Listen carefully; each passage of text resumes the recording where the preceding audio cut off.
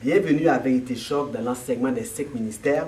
La Bible dit dans 1 Corinthiens 12, les versets 28 et suivants, « Et Dieu a établi dans l'Église, premièrement, des apôtres, deuxièmement, des prophètes, troisièmement, des docteurs. Ensuite, il y a le don de miracles, ceux qui ont le don de guérir, de secourir, de gouverner, de parler diverses sortes de langues. Tous sont-ils apôtres? Tous sont-ils prophètes? Tous sont-ils docteurs? Tous font-ils des miracles? Tous parlent-ils en langue? Tous interprètent-ils? Aspirer aux dons les meilleurs. » On doit comprendre que les 5 ministères font partie de ce que nous appelons les dons les meilleurs. Et lorsqu'on parle du ministère apostolique, pastoral, doctoral, évangéliste ou prophète, cela fait partie de ce que nous appelons dans l'Écriture les dons les meilleurs. On a déjà vu ensemble l'aspect pastoral. On a expliqué que le pasteur avait ce cœur pour les brebis, ce soutien pastoral qui est apporté à la brebis pour son bien-être général. Mais on doit également comprendre que tout pasteur doit avoir une dimension du ministère que nous allons enseigner ce soir, qui est le ministère doctoral. Pourquoi? Parce qu'un pasteur ne peut pas prendre soin d'une brebis sans la parole.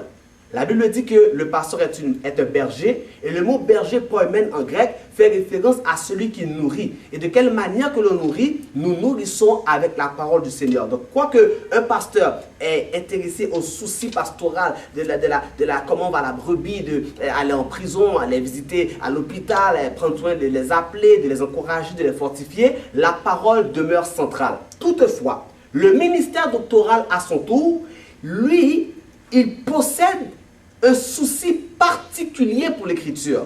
Le docteur est celui qui a le souci de l'explication, celui qui veut emmener la parole dans une dimension un peu plus profonde, un peu plus, à la limite, on pourrait même dire théorique.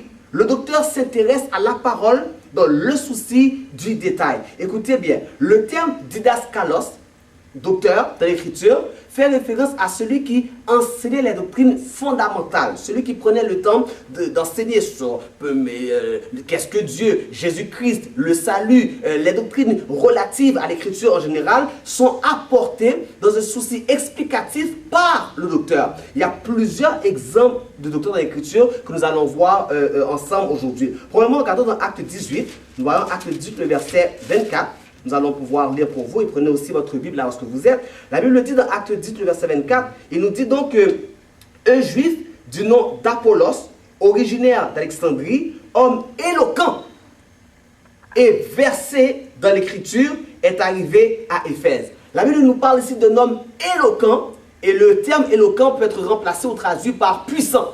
Un homme puissant par rapport à l'écriture est arrivé à Éphèse. Il y a des gens dans le corps de Christ, des appelés, des docteurs, qui ont cette capacité doctorale. Et encore une fois, nous ne faisons pas ici référence à un doctorat académique. Nous parlons d'un appel d'enseignants qui sont versés dans l'écriture pour pouvoir apporter et enseigner le peuple du Seigneur. La Bible dit que ce même Apollos-là, il était instruit dans la voie du Seigneur et fervent d'esprit, il annonçait et enseignait avec exactitude ce qui concernait Jésus, tout en ne connaissant que le baptême de Jean. Alors, on doit comprendre que le docteur a ce souci de l'enseignement. Donc, lisons le texte d'Apollos, qui est un homme de Dieu qui était puissant dans l'écriture. La Bible nous dit, un juif du nom d'Apollos, originaire d'Alexandrie, homme éloquent et versé dans l'écriture. Et le terme éloquent fait référence ici à puissant. Un homme puissant dans l'écriture, donc pas n'importe qui,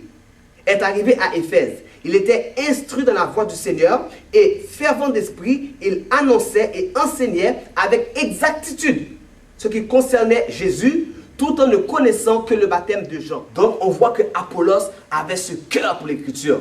La Bible parle encore d'Apollos en disant, Paul dit, j'ai planté, dans Corinthiens 3, il dit, j'ai planté, mais Apollos a arrosé. C'est-à-dire que l'homme de Dieu, l'apôtre, qui est venu implanter l'église locale, la révélation, eh bien, il a planté la semence pour les brebis, mais c'est le docteur qui a pris soin d'arroser la semence pour qu'elle puisse croître. Donc, le docteur a un rôle capital à jouer dans l'église locale, car il sert à l'édification, il sert au développement, il vise la croissance spirituelle de la brebis. Et l'église locale aujourd'hui vit une pauvreté en termes de ministère doctoral. Nous ne parlons pas de juste déclarer la parole. Nous ne parlons pas de juste de dire Christ revient, on va au ciel, il y a l'enfer, il y a le péché. Non, non, non. Nous parlons de prendre le temps ici d'expliquer la parole, de livrer la parole dans une dimension profonde, spirituelle, mais en tenant compte également du côté académique.